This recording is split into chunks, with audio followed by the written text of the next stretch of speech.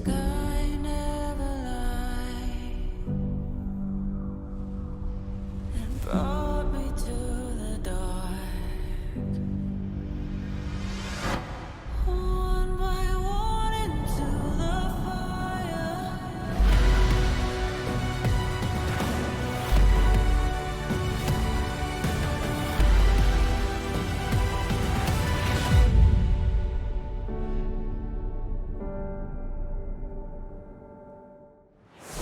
Satellites in Earth orbit.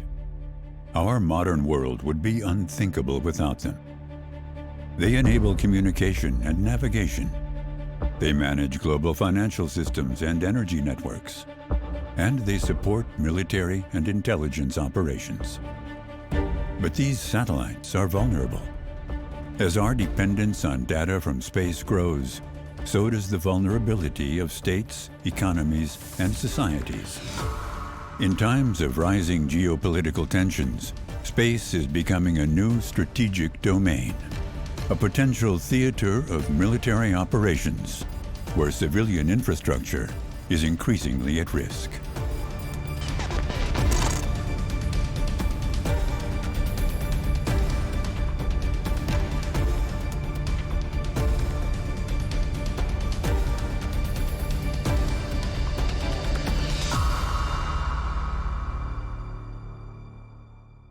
The topic of security in space. This means securing the assets that we have built up in space.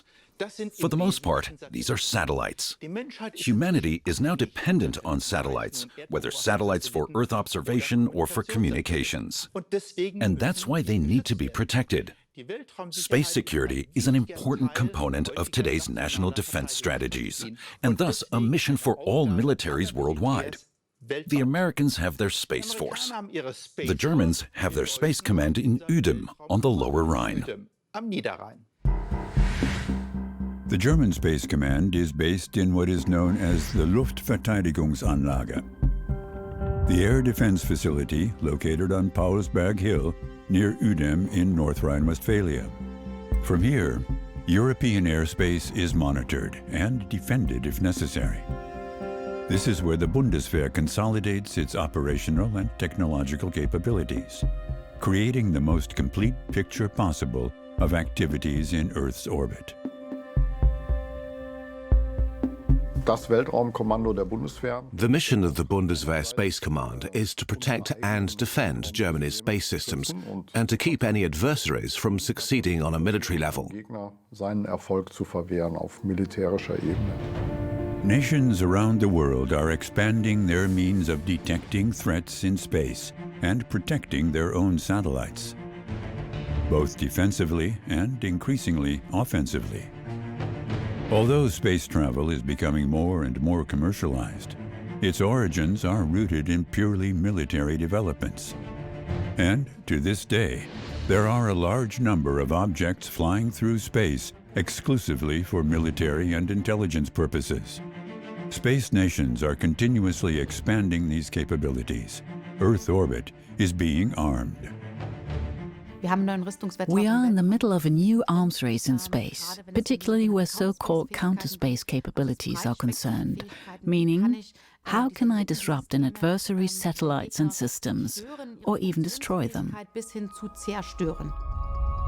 One of the key missions for space warriors is to monitor near-Earth orbits. This means tracking down unknown objects, recording their position and orbital data, and identifying each object by its type, mission, and origin. In other words, reconnaissance. This also involves detailed assignments in support of the missions of the individual branches of the armed forces. For example, the German Navy can, at any time, call on the services of Space Command to help it carry out its naval operations undetected for as long as possible. Potential adversaries also monitor relevant areas of the sea from space, but their reconnaissance assets in space are not invisible either. We monitor these quadrants to identify periods of time when no enemy satellites are overhead. We can forecast satellite coverage up to 3 days in advance, allowing the Navy to choose its route through the area of operations without being detected from space. In that time, we won't even know exactly where the Navy is operating within that zone. Satellites have fundamentally changed modern warfare. They pinpoint enemy installations and troop movements, secure communications, and deliver precise data about potential targets. They can also be used against other objects in Earth orbit. There's a lot more activity, particularly from the Chinese side. For years, we've been noticing that we have far more Chinese than Russian flyovers. This means there are more Chinese satellites up there that are relevant to us than Russian ones. The Chinese are conducting reconnaissance here.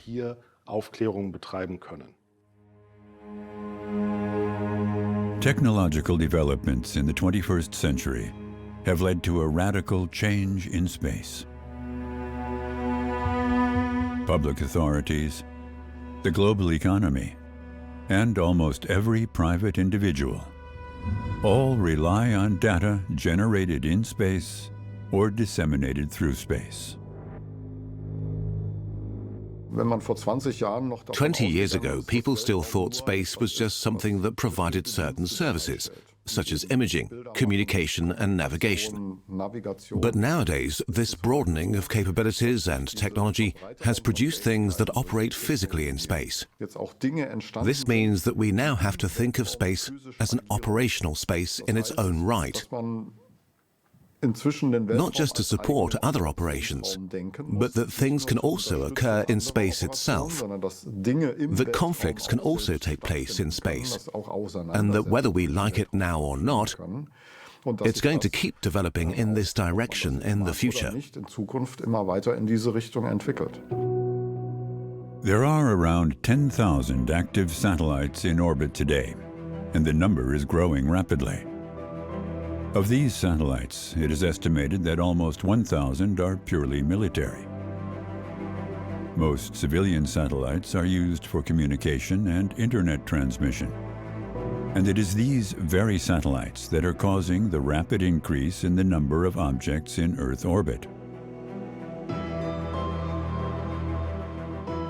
Space has been commercialized for a long time and is now a highly competitive business domain. The infrastructure that controls our data, economic, and trade connections is located in Earth orbit and is sensitive to any disruption. If it fails, the consequences would be catastrophic.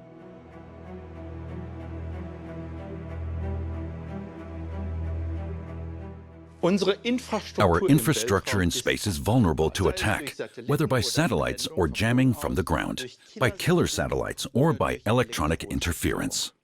Though we don't even know what really constitutes an attack, and if so, where did it actually come from? Clearly, conflicts are increasingly being fought in space. This is particularly evident in the war between Russia and Ukraine.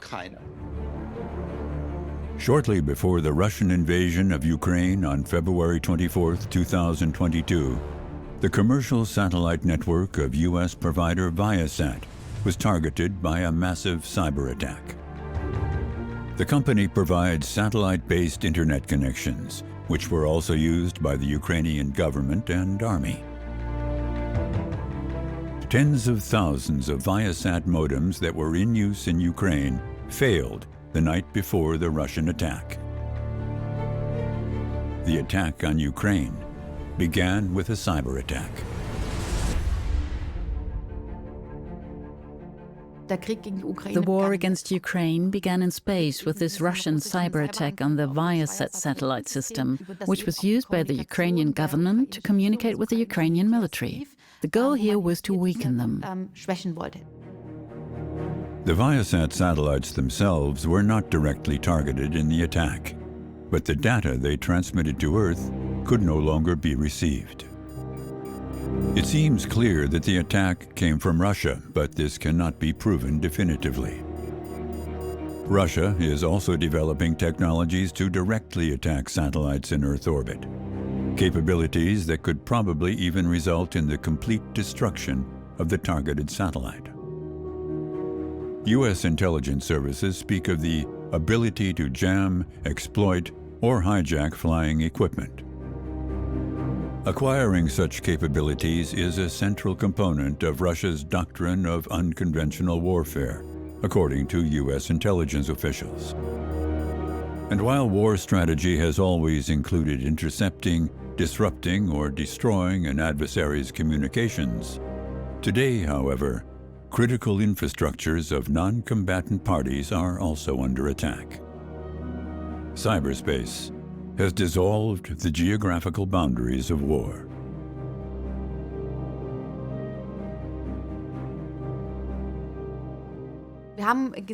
We've seen that Ukraine, a country that previously had no space capabilities, is able to offset this with commercial systems.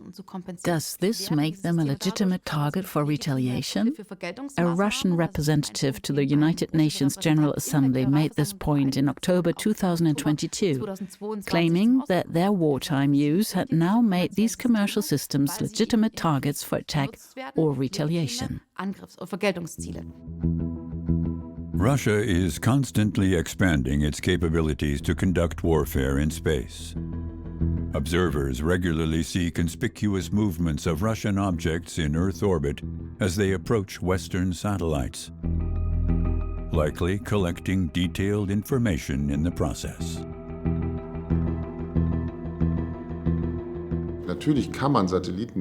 Satellites can be designed to allow an adversary to maneuver very close to other satellites. Naturally, these proximity satellites can be equipped with observation technologies, giving them a much closer look at their targets. I can tell what a dish is designed to do by its size. I might also be able to deduce from the size of an optical instrument how precisely I am being observed. I don't know whether there are satellites that can wage an attack, as it were. I have no concrete knowledge of that. But I would be surprised if it didn't exist. In July 2020, U.S. reconnaissance aircraft registered an unusual event. The Russian military satellite Cosmos 2543 shot a kind of projectile into space. So apparently, Russia has tested an anti-satellite weapon in space. The satellite that launched the object into space is no stranger. It is a sub-satellite of Cosmos 2542 and was launched into space on November 26, 2019. The two objects also made a targeted approach to a U.S. spy satellite, which they followed for an extended period of time, a capability that Russia has demonstrated time and time again. So there are two very prominent examples that we call old acquaintances. These are the Luch Olymp K and the Luch Olymp K2, two reconnaissance satellites that navigate in geostationary orbit, approaching other communication satellites and then staying near to listen in on radio traffic. The German Space Command is registering movements of Russian and Chinese objects like these with increasing frequency.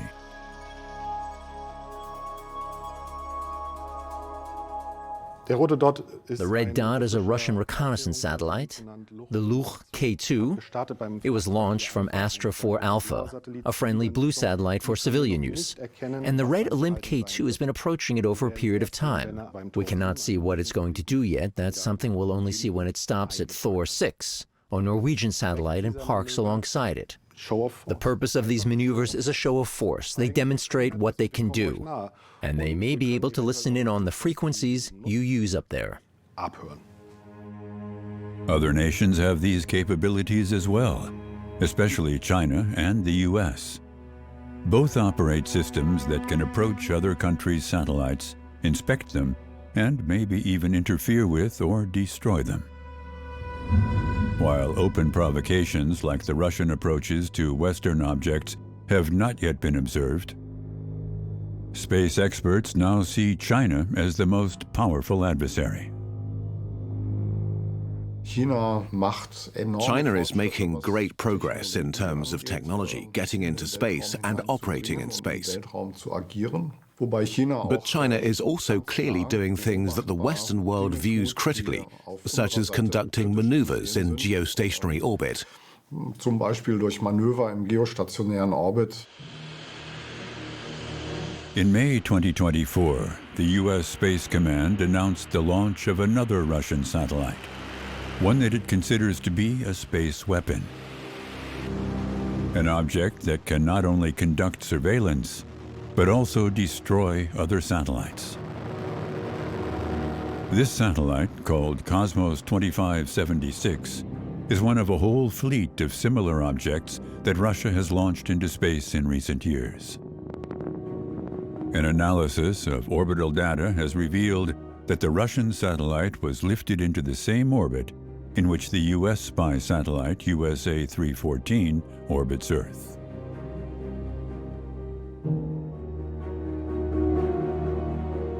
You can see that Russia is expanding its capabilities in space, also for warfare in space.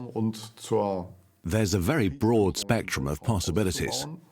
And there are also all kinds of possibilities for ground-based effects in space that don't necessarily have to be lethal. Blinding a satellite's reconnaissance optics with a ground-based laser, for instance. This is now state-of-the-art, and we know that a variety of players are acquiring these capabilities. Then a warning from U.S. intelligence services that Russia appears to be developing a space-based nuclear weapon. This creates a whole new dimension. U.S. authorities were unwilling or unable to indicate whether this was a nuclear weapon, a nuclear-powered weapon, or a nuclear-capable weapon.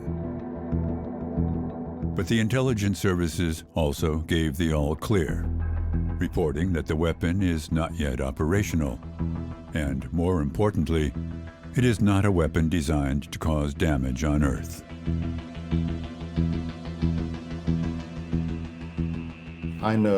Placing a nuclear weapon in orbit would be a clear violation of the Outer Space Treaty. That's the legal aspect. From the operational side, it has to be said that this would be a very, very, very fatal development. Any kind of deployment of a nuclear weapon in low Earth orbit would catapult us back into the pre-digital age. That's a pretty awful scenario. So it can only be a strategic threat. But it threatens to tip the scales of nuclear deterrence, which I think is extremely dangerous.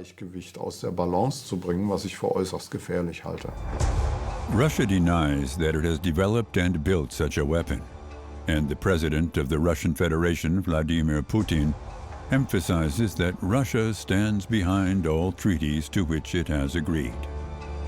He is referring to the 1963 Test Ban Treaty and the 1967 Outer Space Treaty, which prohibits the deployment of nuclear weapons in space.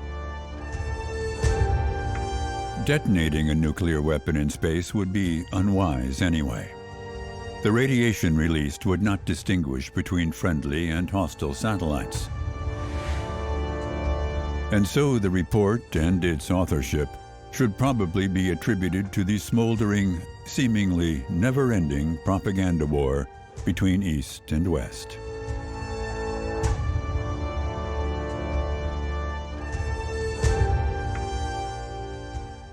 Does it make sense to detonate a nuclear weapon in space? The Americans already did for test purposes in 1962.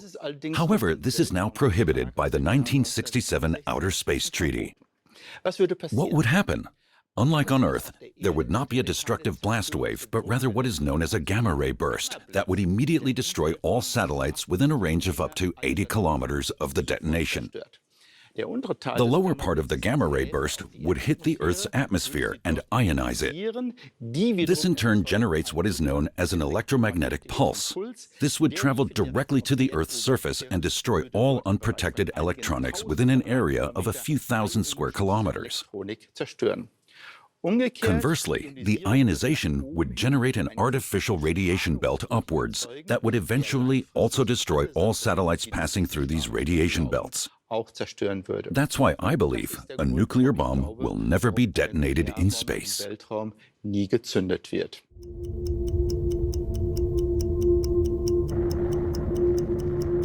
The nuclear bomb defined the Cold War between East and West. Development of delivery systems flying through near-Earth space raised the nuclear threat to a new level. Nuclear death became a reality in people's minds. The military aspect of space is becoming ever clearer. Every advance in space technology means a strategic advantage. The rockets developed for manned space travel can also be used to carry nuclear weapons, bringing nuclear death to the enemy within 30 minutes. There were and are no means of defense. This is the strategy of mutually assured destruction. Whoever shoots first dies second. That was and remains the basic principle of nuclear deterrence.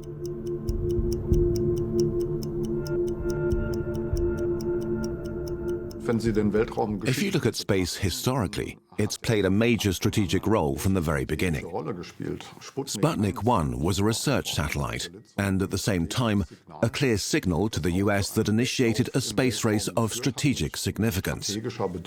A race that also had something to do with the nuclear balance of deterrence that then developed. And with new technologies now being added at an exponential rate, there are more and more players, more capabilities, more opportunities to achieve things in space. Earth orbit is transforming into an operational space in which physical things happen.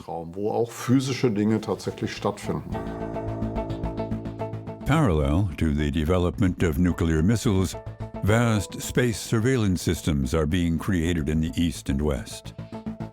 They can detect and track the launch and trajectories of enemy objects. Today's orbit data catalogs are based on these systems and help locate and monitor the ever-growing number of satellites in orbit.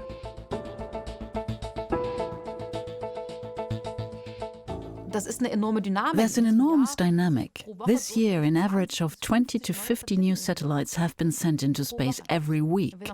Looking back 10 years, it was 20 to 70 per year.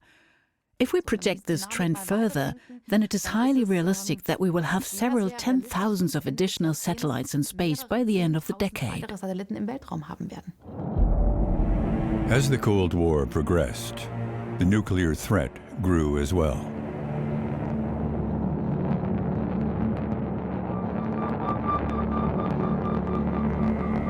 A peak was reached in the early 1980s.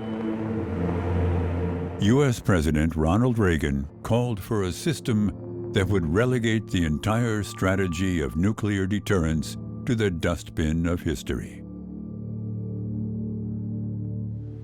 What if free people could live secure in the knowledge that their security did not rest upon the threat of instant U.S. retaliation to deter a Soviet attack, that we could intercept and destroy strategic ballistic missiles before they reached our own soil or that of our allies?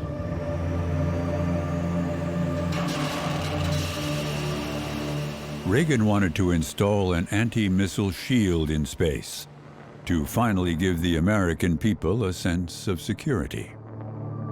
He called it the Strategic Defense Initiative, or SDI for short. Reagan's bold vision of invulnerability quickly became known around the world as Star Wars. The idea is simple. Detect the missile launch early and intercept it while it's still far away, so it can't reach its target and instead falls somewhere else, causing no harm. That's the basic idea. First, I need to recognize when and where a missile is launched and determine whether it's heading toward me. Then this information must be relayed quickly to a system capable of responding. That means there needs to be a launcher somewhere armed with its own interceptor missile ready to fire, and ideally destroy the threat while it's still in flight.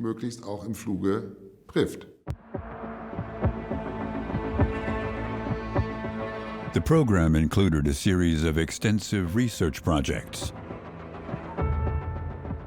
A combination of land, sea, air, and space-based weapons systems would intercept a Soviet attack using technologies that were to be developed under the program. Consciously or unconsciously, Ronald Reagan had embarked on a path that would give the U.S. a political and military advantage that was almost impossible to catch up with. On the other side of the Iron Curtain, people reacted with shock and indignation. Yuri Andropov, then leader of the Soviet Union, described the program as crazy. Still, Moscow took Reagan's presentation very seriously. In response to the American defense shield, the Russians developed Polyus, a 77 metric ton space combat station designed to take out American missiles with a laser. And what's more, Polyus would also be capable of firing nuclear warheads. The project failed. The unarmed prototype missed its orbit and burned up over the Pacific in May 1987. Mikhail Gorbachev, who had come to power 2 years earlier, saw the costly arms race in space as a further reason to launch fundamental reforms for the economically ailing Soviet Union, a policy that ultimately led to the end of the Soviet Union.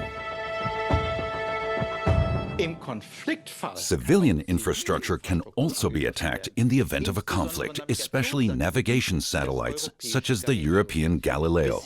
So far, however, there have only been cyber attacks, such as the one already mentioned against the commercial provider's communication satellites at the beginning of the Ukraine war. Thousands of organizations across Europe lost their communications.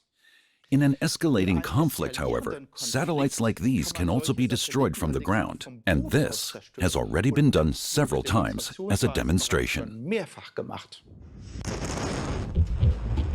November 2021. In a show of force, Russia destroyed its own decommissioned spy satellite Cosmos 1408 with a Nudol anti-satellite rocket. The projectile struck the rocket at an altitude of around 490 kilometers. A cloud of more than 1,500 pieces of debris scattered into low Earth orbits, endangering the International Space Station orbiting nearby. NASA initiated precautionary measures for the space station. The crew, including 2 Russian cosmonauts, prepared to evacuate and entered the docked space capsules for safety. Why Russia deliberately increased the space debris problem with its test at this orbital altitude defies logic. In theory, a satellite can be hit and destroyed in any orbit. You don't even need an anti-satellite weapon designed for the purpose. You can make any flying object that can be controlled in some way collide with a satellite. It would destroy the target satellite and, in the worst case, create a lot of space debris.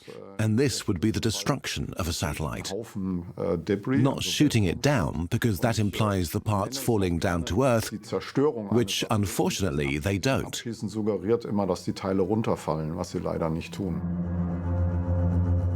The Russian test was similar to a Chinese launch that caused outrage in 2007 when China destroyed one of its own weather satellites with a ground-based missile. The target was orbiting at an altitude of 850 kilometers. The launch left behind around 3,000 detectable pieces of debris and will continue to pose a risk in Earth orbit for a long time to come.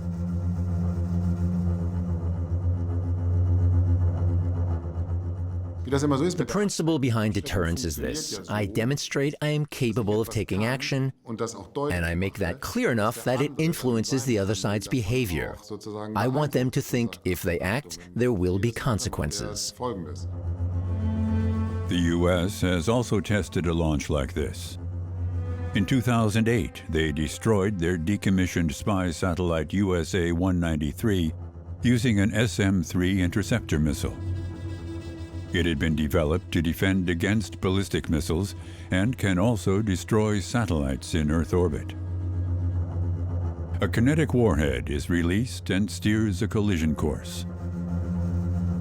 The impact speed in the test was 37,800 kilometers per hour. Because the test was in a low orbit, the debris was slowed down by the Earth's atmosphere and burned up on re-entry within a few weeks.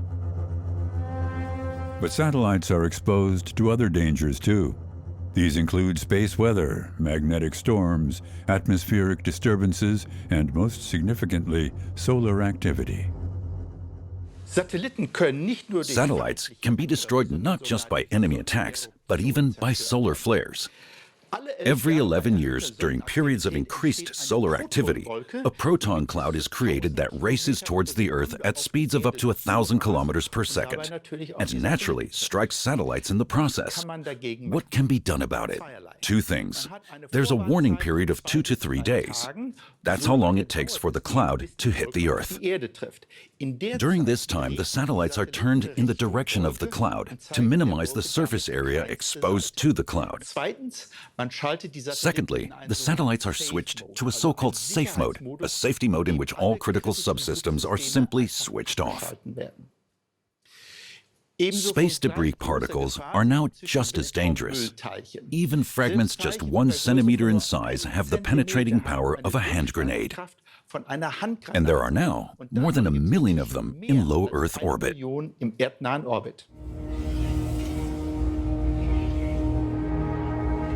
Space debris is one of the biggest threats in Earth's orbit. Dead satellites, remnants of rockets, and debris from collisions. The orbital data of around 40,000 objects with a size of more than 10 centimeters is known. However, the smaller the fragments and the farther away they orbit Earth, the more difficult it is to localize them. The lifetime of objects in space depends on their altitude in orbit. At an altitude of 400 kilometers, it takes about a year for a piece of debris to fall back to Earth and burn up in the atmosphere. At an orbital altitude of 600 kilometers, an object like this already has a lifespan of around 25 years. At the moment, we have around 40,000 pieces of space debris that are larger than 10 centimeters. And they are very dangerous because they fly at very high speeds of around 7.5 kilometers per second. If they were to collide with another satellite, it would be destroyed. And that is the danger. If a collision is imminent, the operator is warned and can maneuver its satellite out of the danger zone, provided a propulsion unit and fuel are available. When I was still working on Copernicus, we flew evasive maneuvers like these once every 6 months. That was 10 years ago. Today, we fly these evasive maneuvers twice or 3 times a month. And that number will increase more and more because the amount of space debris is increasing. These objects are primarily tracked by the U.S. Space Surveillance Network, an array of telescopes and radar systems constantly monitoring the Earth's orbit. It reports to the U.S. Department of Defense and works closely with the civilian space agency NASA.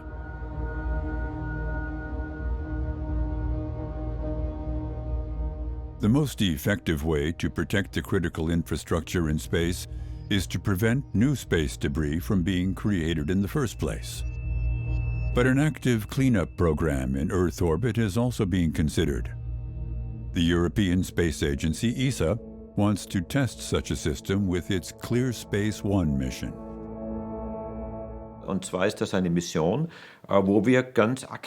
This is a mission where we want to actively remove junk from space. In concrete terms, the mission will have gripper arms. And these gripper arms will be able to embrace and grab, in this case, another satellite that is no longer functional. And after this contact has happened, it will be removed from orbit and moved into low orbit, where it will burn up in the Earth's atmosphere. So in this case, we will remove a large satellite from space. A crash in February 2009 showed just how dangerous uncontrolled satellites drifting in Earth orbit can be. The Iridium communications satellite was hit without warning by the dead Russian military satellite Cosmos 2251. The collision occurred at an altitude of just under 800 kilometers. Thousands of pieces of debris were scattered across the entire Earth orbit at various orbital altitudes within a short period of time. These are also the kinds of dead satellites that projects such as Clear Space will be tasked with removing from orbit in the future. The advanced German space radar Gestra is also used for monitoring and reconnaissance of near-Earth space. It can detect and observe even small debris in Earth orbit. Currently in the testing phase, Gestra has already demonstrated its capabilities. On average, the radar can detect around 200 objects per hour, providing an up-to-date picture of a given observable region. Unlike other radars, it can monitor a certain part of space in a very small and compact way. And it can also detect objects that have not been catalogued before. Gestra can detect new objects and then record them into a catalogue.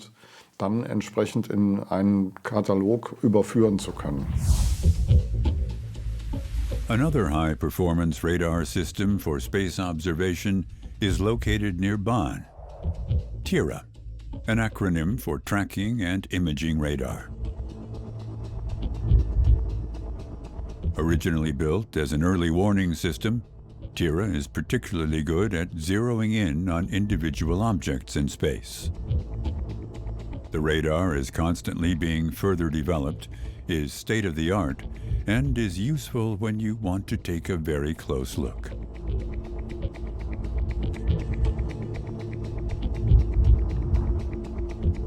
TIRA is a high-precision radar for measuring single objects in space. It can conduct very precise measurements of known individual objects and even take pictures of them. There are very few radar systems that can accomplish this in the same quality.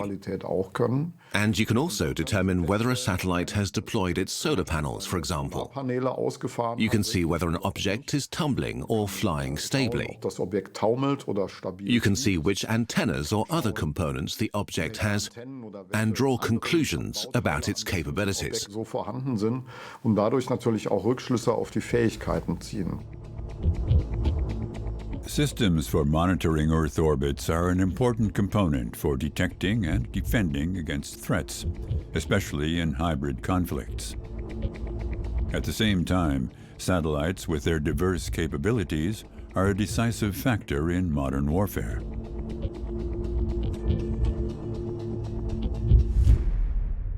The military and intelligence services use satellites of their own for a variety of purposes. For example, for communication and data exchange, or to monitor enemy troop movements or guide their own troops in the field.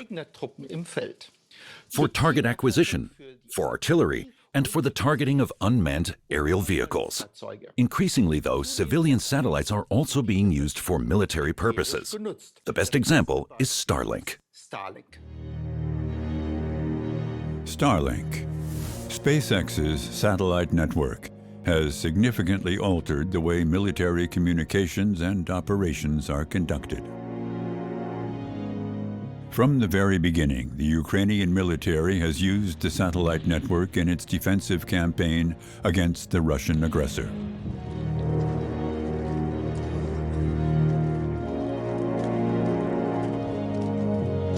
The network of thousands of satellites in low Earth orbit delivers global, high-speed internet access, enabling a variety of military applications.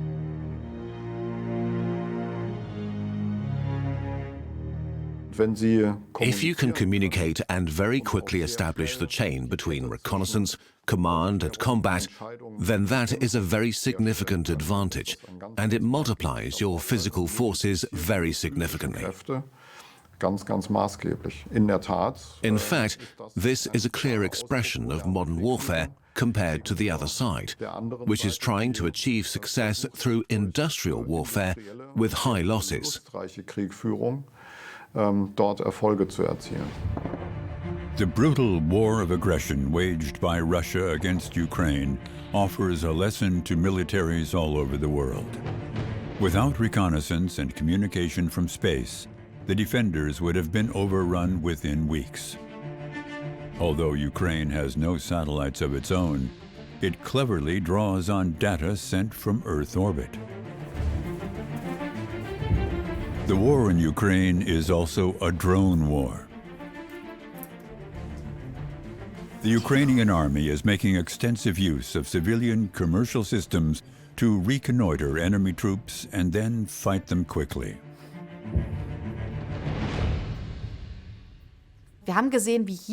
We've seen how commercial systems have been deployed here relatively spontaneously, without any prior strategy.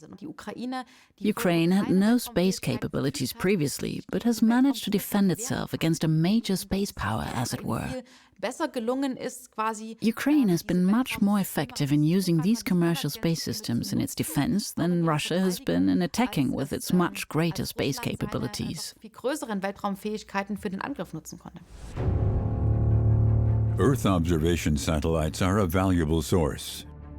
Their freely accessible data is systematically analyzed by intelligence services and the military.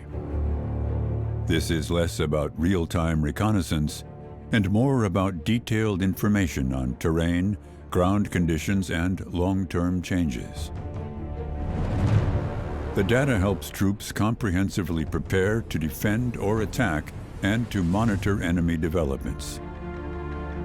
This is how civilian satellite data supplement a country's own spy satellites or offers a complete substitute if the country has no satellites of its own.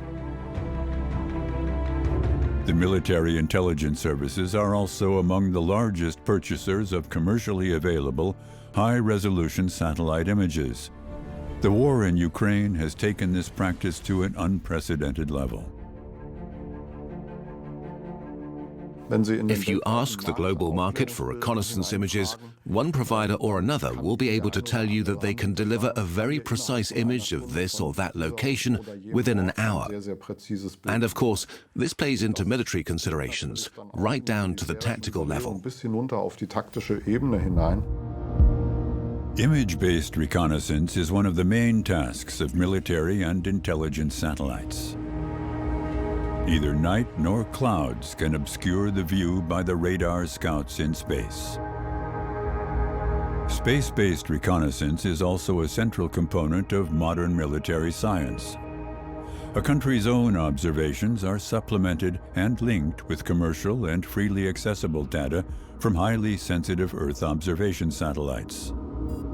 This results in detailed situational images of immeasurable operational and strategic value, and aids in the production of short and long-term prognoses. How long can you conduct a ground offensive? What if it's autumn? Is the ground soft, or is it already frozen? If so, you can drive over it with heavy equipment. What about weather phenomena? What about flooding? About other areas? How do you ensure supply lines? So there are many things you can observe with it, all valuable data. You can gain a comprehensive picture of the situation, including a view of your military options. But space infrastructure created for military applications is used in the civilian sector too. This is the case with the American GPS navigation system. The data from the originally purely military project now provides the basis for numerous civilian applications. The best known of these is navigation. Precise time signals generated by the satellites are also used by banks and energy suppliers. Where do the destructible satellites actually fly? There are 3 different altitude levels. What you can see here is the middle level, the navigation level. Satellites at an altitude of around 26,000 kilometers. But they are so far away from Earth that they can only be destroyed with killer satellites. Even further out, about 36,000 kilometers away, are the so-called geostationary satellites, television and weather satellites, but data satellites as well. The only way to destroy these is with killer satellites located close to Earth. There are lots of satellites for Earth observation, data and communication. And these are the easiest to destroy. How can you protect yourself against destruction? The best way is to build lots of small satellites rather than large ones. And secondly, by directly attacking and destroying killer satellites. But one factor is also very important today. We have to protect satellites against increasing cyber attacks. And this is also being done more and more. The Russian war of aggression against Ukraine shows the relevance of protecting space infrastructure. And this war also shows how vulnerable space systems are to cyber operations. The world is in the midst of a new Cold War. And this Cold War is also a war for data from space. Satellites, space stations, unmanned aerial systems, and the control facilities between ground and Earth orbit are all potential targets for open, but above all, covert attack.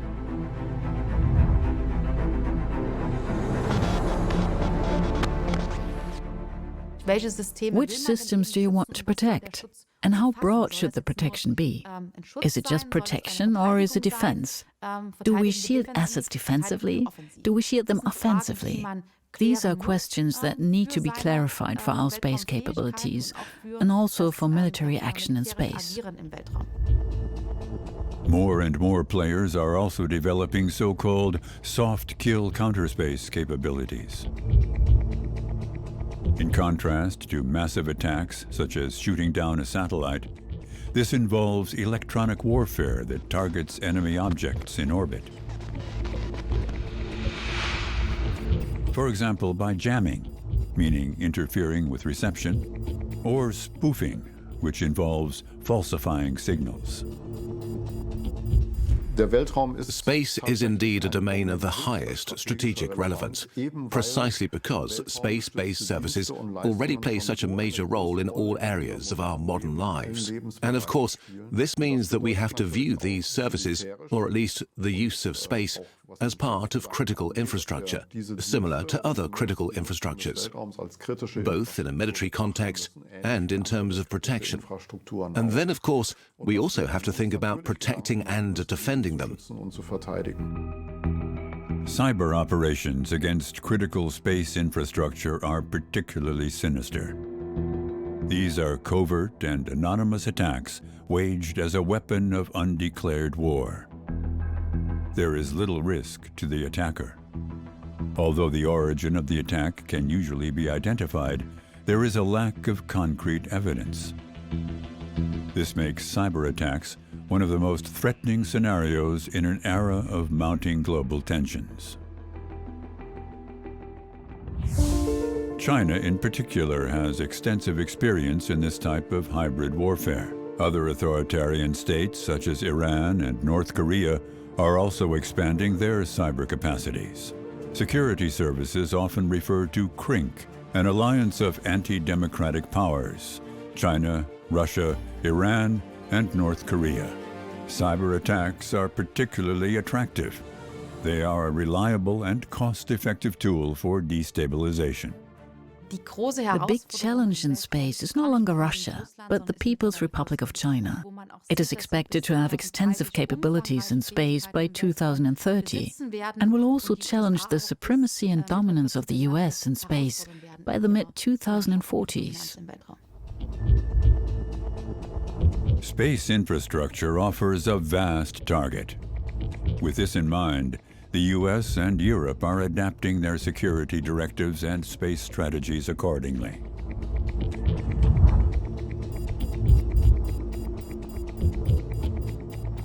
Space is a potential future theater of war, and new strategies and plans are being developed to defend it. Whether Earth observation, navigation, or TV satellites, for a long time, nothing has worked down here without satellites up there. And that's why we have to protect our satellites from damage. From solar flares, for example. But there we have 2 or 3 days of warning time, so there's a lot we can do. In peacetime, the biggest problem is space debris. So far, we haven't had any major incidents because we can predict and thus avoid major collisions. Unfortunately, we're living in times in which the risk of attacks on satellites is increasing, and we need to be prepared for this. In today's world, the Earth orbit has become a critical economic zone. And that makes it a potential target in an era of growing global tensions.